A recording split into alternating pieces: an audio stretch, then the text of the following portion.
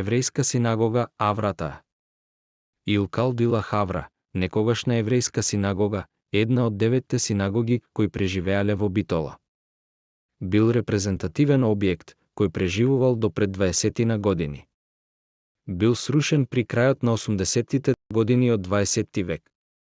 Црквата Свети Никола во Битола била срушена за да се изградат згради и паркиралиште, пошто неколку работници доживеале несреќи, а една од зградите мистериозно се рушела. Црквата Свети Никола во Битола на своите плеќи носи еден од најголемите станбени и деловни комплекси во градот, познат како Грозд. Тој бил меѓу првите храмови во градот. Во социјализмот бил срамнет до темели за на негово место да се изградат други урбани целини. Битолчани раскажуваат дека тројца работници што учествувале при рушењето починале за нецела година, а една од ламелите се рушела од ништо, додека во темелите не ставиле икона од светецот.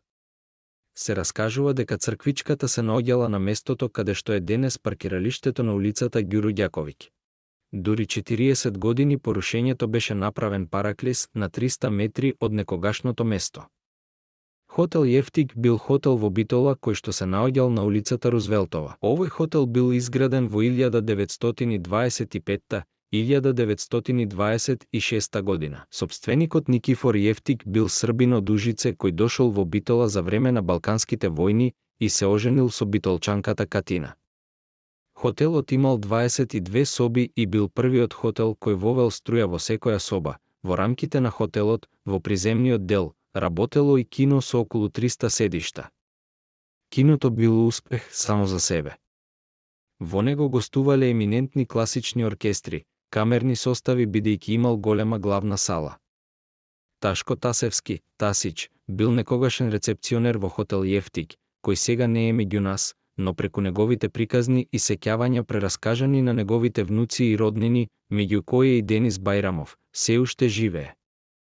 По неговите кажувања хотелот Јефтик бил еден од првите хотели и објекти каде тогаш вимало струја во Битола, хотел каде престојувале најбогатите гости, трговци и домаќини, еминентни и галантони господа меѓу кои и германските воени офицери.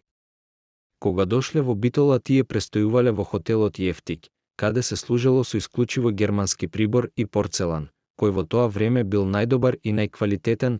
Семејството на Ташко се уште има примерок од нив.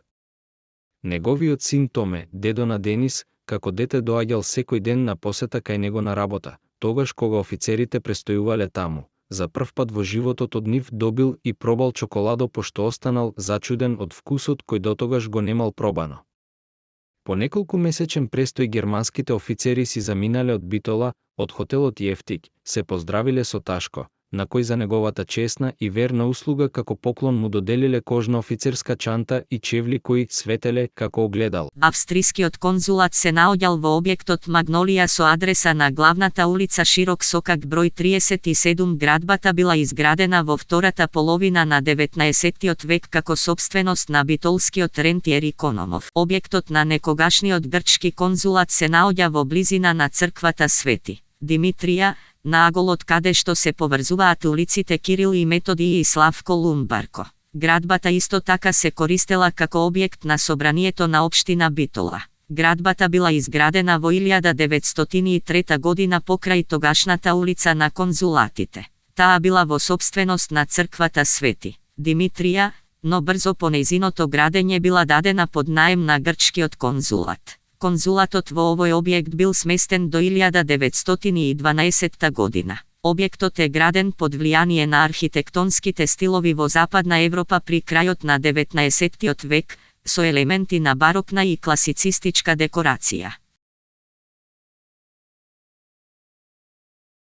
Во близина на некогашниот камен мост во Битола, на улицата Солунска број 226 се наоѓа објектот во кој бил сместен стариот италијански конзулат. Градбата била изградена на крајот на 19 и почетокот на 20 век. Според архитектонските карактеристики, овој објект припаѓа на стилот еклектична градба со неокласични елементи, тимпанони, капители и слично. Северната и источната фасада се исполнети со симетрично распоредени отвори, со тимпанони над прозорците на катот, со богата профилација која е застапена и околу прозорските венци. Концепцијски е решен со визба, приземје и кат. Приземјето со визбата се одделени со меѓукатен венец, а истото е направено и меѓу првиот и вториот кат, како и кровниот венец кој е богато профилиран. Италија меѓу последните отворила конзулат во Битола, но таа е и една од последните што го затворила. Италијанскиот конзулат во Битола ја прекинал својата работа во 1945 година. Објектот во кој бил сместен стариот руски конзулат се наоѓа на улицата Пеце Матичевски број 22, одзади Национална установа Центар за култура Битола. Градбата била подигната во 1905 година и со своите архитектонско-естетски карактеристики представува еден од највпечатливите типови на академизам во битолската градска куќа. Кај објектот јасно се забележуваат влијанијата на неоренесансата и неокласицизмот, изразени во расчленувањето на фасадната маса, распоредот на отворите, украсите околу истите, како и односот на модулите по хоризонтала и вертикала. Бил затворен во 1915 година. Објектот на стариот францускиот конзулат во Битола се наоѓа на улицата Кирил и Методиј број 6, десно од објектот на некогашниот грчки конзулат. Овој објект се користел од страна на собранието на општина Битола и денес е прогласен за објект на културно наследство на Македонија. Градбата била изградена во 1903 година и била во сопственост на црквата Свети Димитрија. Таа и претходно се користела како административен објект, пред таму да се премести францускиот конзулат. Архитектонската концепција на објектот е комбинација од станбена зграда и објект од јавен карактер. По своите стилски карактеристики, објектот представува пример на чист француски неокласичен стил од архитектурата на 19 век. Приватната клиника Битолј, позната и како санаториум Битолј, била сместена во објектот кој денес го знаеме како Белата куќа. Клиниката најверојатно била отворена во 1931 година.